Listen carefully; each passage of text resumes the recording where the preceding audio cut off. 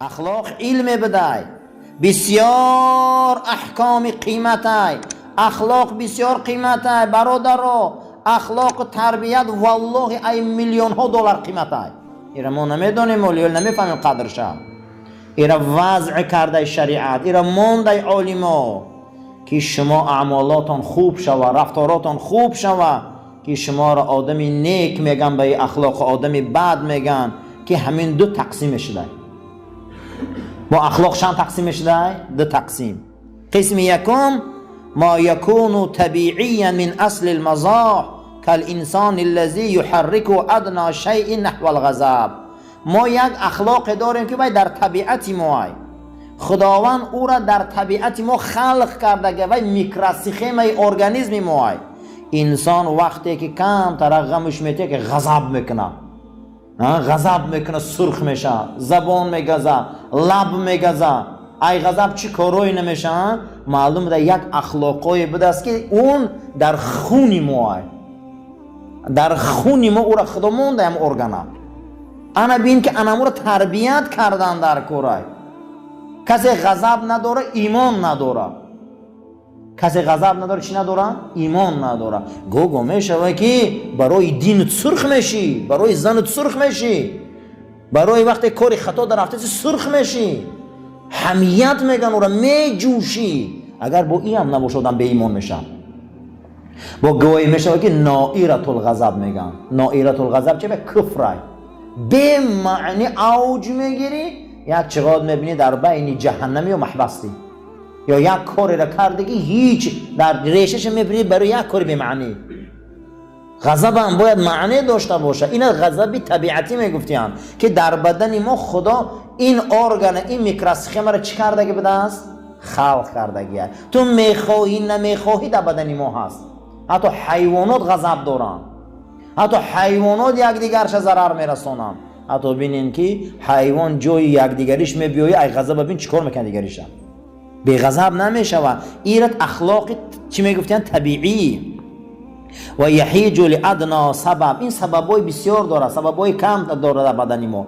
سبباش یعنی که یک تا به یک تا برای ما چی شده؟ دنباله بندی شده. شهوت میخواهی نمیخواهی شهوت رانی میکنی. این در اختیاری تو نیست عزیزم. میگه این میکروسکوپ را خدا داده. تو میخواهی نمیخواهی آب مینوشی، تو میخواهی نمیخواهی زن مایل میکنی، تو میخواهی نمیخواهی صحبت میکنی. نمیشوه. آن که دنیا میلی گفتش داشتی. دنیا میخواه که با رسول الله گپ زنه. حضرت رومی میگه آن که دنیا میلی گفتش داشتی. دنیا میخواه که با رسول الله گپ زنه. دنیا میخواه که با جناب پیغمبر صحبت کنه. دنیا همه از اون سخنای شیرین و لذیذ میخواه که ای پیغمبر فهمه. آن که دنیا میل گفتش داشتی کلمینی یا حمیرا گفتی. حضرت رومی میگه که دنیا میخواه همه با رسول الله گپ زنه، اما پیغمبر با پیش عایشه میگه عایشه بیا 4 تا گپ ده میکشه. این شهوت ایوخی. پیغمبر میگه عایشه را زورا میگه بیا قدیم گپ زن. اکواد پیغمبر با این معصومیتش کامپیرش قدی گپ میزده، ما کیم گپ نزنیم کامپیرو ما قدی با سریعت پیاله چوی ده 4 تا صحبت میکنی شیرینه. به این همیشه و هر یک تدبام میبره قدی کامپیراتون شوا 15 و 20 1 ساعت چخچق میکنه. به این همیشه واخی. پیغمبر خدا میگه که دنیا میخواد با رسول الله گپ زنه، اما حضرت میگه کلمینی یا حمیرا. ای حمیرا ای عایشه به 4 تا گپ تیم. پیغمبر با عایشه رو میگه بخدی من گپ تی. همین خیلی عزیزو. یک آدم نبیرش خدی گپ میزنه، یا آدم دخترش خدی گپ میزنه، یا آدم بچه‌اش خدی گپ میزنه، یا آدم زنش خدی صحبت میکنه. همینه. این به این نمیشه و اکنون ایرا تنظیم کردن در کار. این اخلاق میگفتیم. اینا چی میگفتیان؟ اخلاق. این شهوت ایو را خدا داده. و کالذی یجبن من ایسر شیء. این با سبکوش هم اصلا بسیار دادرون.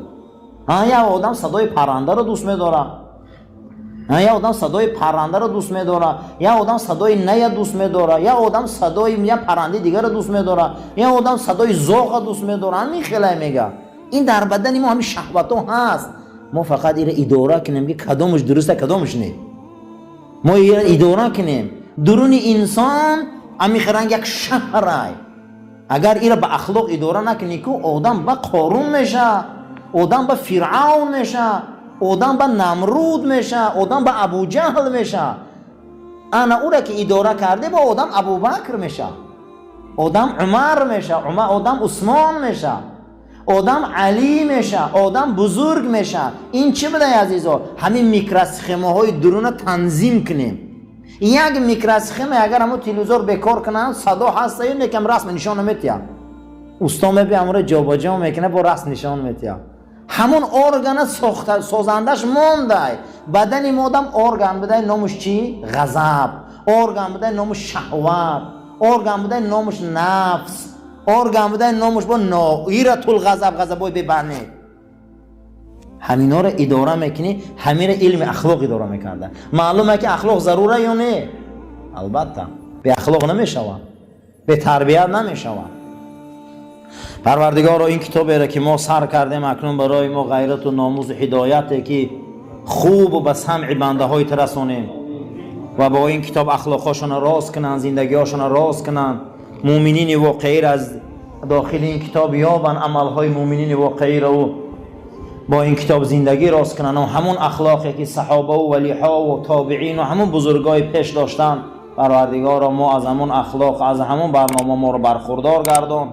زنای ما را، دخترای ما را، کودکای ما را، بچه‌های ما را، پدر و مادرای ما را، زنده‌های ما را برای راست هدایت کن. پروردگار و عفت و ناموس و حمیت و غیرت مسلمانان را زیاد گردان. اللهم ربنا آتنا فی الدنیا حسنه و فی الاخره حسنه و قنا عذاب النار. آمین یا رب العالمین. صفا را راست گیره و تلفن رو خاموش کنه. برای اخلاق گفته، برای اخلاق بیرونه و درونه وصف‌های هست که او را میگن حسنه، او را میگن قبیحه. اخلاق بدست که او را میگفتن که رحمت بر پدرت، ای رحمت خدا بر تو بود. با اخلاق بده میگه که بر پدرات فلا لعنت. بونی خیلی اخلاق بدست لعنت کنه خدا. معلوم است که تربیه ها غلطه برادران. ما بسیار نماز روزه را میگیرن، بسیاری مسلمان های ما اخمون سر کرده هممون میکنیم، وقتش خیلی کوشش میکنیم به سوی طاعت، لیکن در اخلاق میلنگیم. در اخلاق بسیار ما لنگش های کلان داریم. و الخلق چیه خلق؟ حال فی نفس راسقت تصدر عنها الافعال من خیر او شر من غیر حاجت الى فکر و رؤیت. اخلاق چی بده؟ حالا یک نفس بده که راسخ بده، روشن بده، با قوت بده. ای انسان بیرون میبرمده با فعلش رفتارش یا نیک میبرمده یا بد میبرمده. تو میخواهی نمیخواهی، تو فکر میکنی نمیکنی، تو او را میبینی نمیبینی، چیزی را عزیزم کاریدی همون را دراو میکنی. چیزی را همون را میکنی، همون را چکار میکنی؟ دراو میکنی.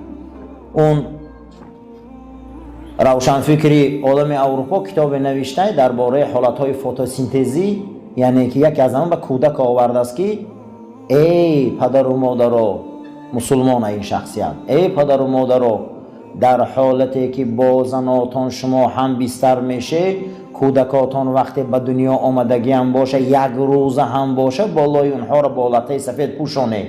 در چی در چشم کودک حالت عکسگیری داره. اگر همه فعل رفتار شما رو بینه، همون حالت شما رو عکس میگیره و عقلش که در آمد همون کار خودش کردن میگیره. حتی اسلام ببینه چه احتیاط میکنه مسئله اخلاقه. امروز فرزند مونده تلفن رو میگیره میتیم، یا نه؟ ما خودمان به ناموسیم، ما خودمان پرده حیات برآمده رفتیم، ما خودمان به معنی شدستیم. چه خیل او زنی من باشه، فرزندی من باشه، دختری من باشه، خواهری من باشه، ما خودمان به پرده بی حیایی رفتیم. او را اداره کردن نتونیم، او را گپ زدن نتونیم، او را گفتن نتونیم. اگه خدا توفیقش ده و هدایتش کنه، کاری ناشایسته نکنه. من برای همین شخصیت گفته سه تو میخواهی نمیخواهی، میگه او تاثیر میکنه، حاصل او را میدروی. میخواهی نمیخواهی. یک کودک پدر و مادرش تماشا میکردن، همون روز به بلاغت میرسیدن، خودش همون کار کردن میگرفتن. تو یک نگفتی برای که وقتش به ادبی پیش کردی، همون کار نکردی. حتی اسلام میگه روی همون به یک همون لطچی سفید چشماش پوشون که ترا نبینه او عقل هم نداشته باشه، همون میلکه که میزنه همون رو سخرند کرده گرفتن میگرفته در سرش، همون رو فکرش جمع میکرده. یه روز به خود بیاید در 5 سالگی 7 سالگی میبینی که یک کارای ناشایسته کرده، حیران میشی این ای کجا یاد گرفت، این ای کجا شد. خشت اول گرنه معمار کج، خشت اول گرنه معمار کج تا به آخر میرود دیوار کج. همین ای اول که خشت همین نیم سانتی متر بیرون بروردن گیر، بعد دهم رد 20 رد بعد یک بار بیرون میبره کجاله میشود. گفتی و حضرت بیدی لعنت کو خواجه در فکری بالا خانه است، اما خانه از بی خانه افسرده است. آدم فکر میکنه که بالا خانه هم نغزه بالا منارهاش نگاه میکنه، بی خبره که فوندامین پوسیدگی کدام چپه میشه بالاش ده. خدی بچه هم بلنده موی سرش خوشروای در اینجا میخونه، آلمان ده میخونه، بریتانیا ده میخونه، یا خیلیش قدم میشینی میگه اما قطعش سلام نمیکنه.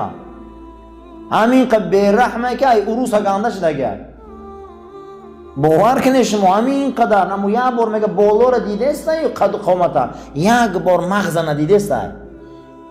برای همین اخلاق همین بده عزیزا، تو را فکر میکنی، تو را میبینی نمیبینی، چی حرکتی را که ما و شما میکنیم عزیزا پگه میبینیم او را.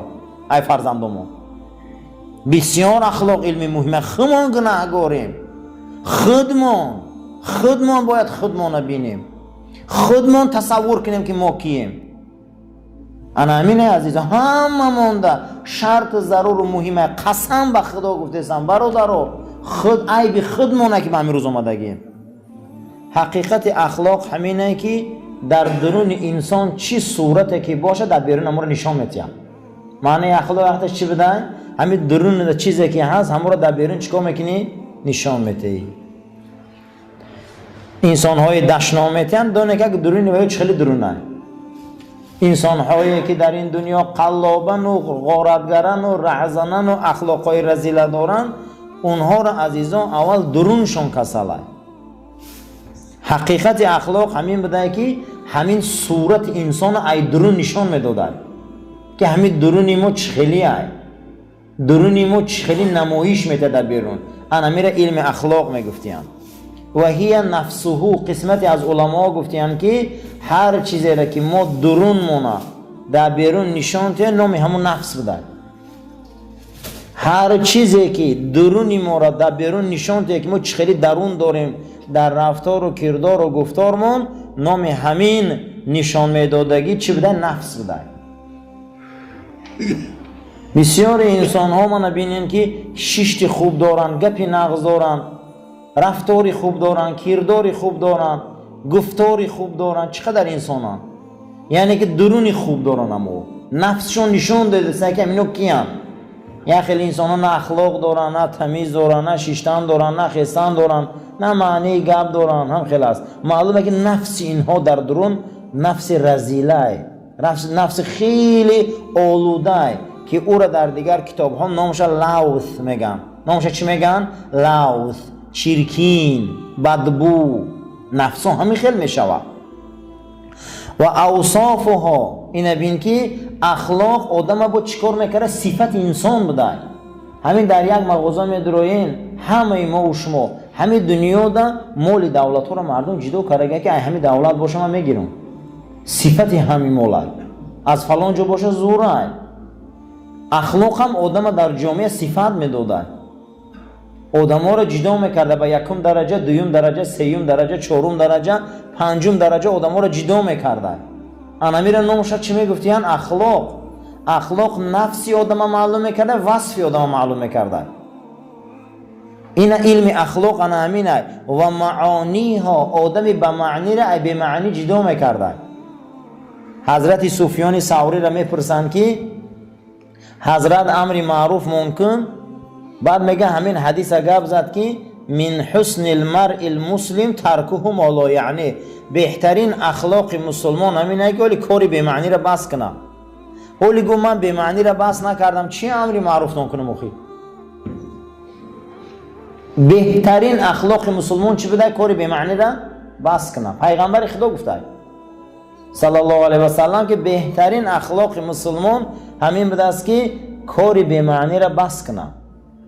حالی گو من به معنی را بس نکردم، من شما رو چی گویم؟ من شما رو چی نصیحت کنم که گپی من شما را تأثیر بخش باشه؟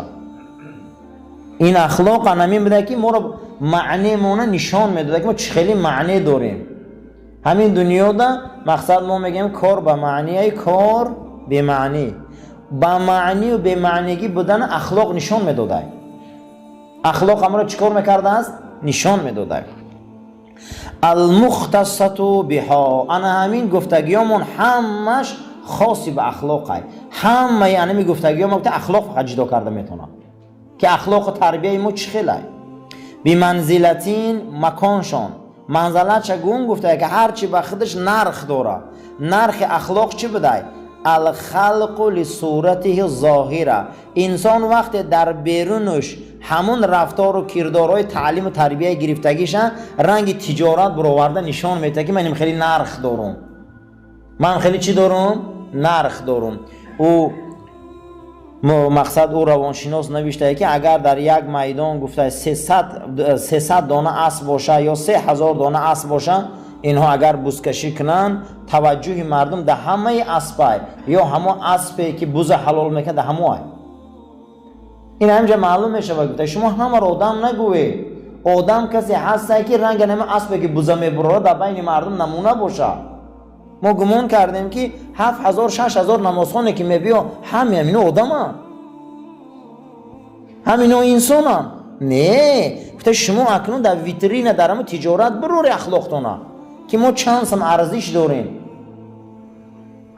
حتی که بینین که جامعه انسانی همین قدر انسان هایی هستن که برای اونها 100 روبل آدم ها دادن دلشان میشوره. 100 روبلش نمیتین، اما انسان هسته که نرخ اون میلیارده. شما بینید در جامعه همین یک فوتبال بازار رو بینید، 1 ساله و 2 ساله شرطنامه میبنده میلیاردها سومه وای تونسته به همون درجه نفسی رسیده. اما بینین که انسانی که اکنون در راه خودم کوشش کنه. اگر ما همین روز توبه گر زاره کنیم ما را 1000 روبل ما که تیانیونتیم، اما وای روز پولشون بینید. انسان باید درجه اخلاقیش فکر کنه که من چیم در همین جا، نفسی من، اوصاف من، معنی من چیه؟ همین در صورت بیرون در همین ویترین برو تجارت چی دوره و میفروشه، چی دوره در همین سوداش میتیه برای مردم. ولهما اوصاف حسنة و قبیحة.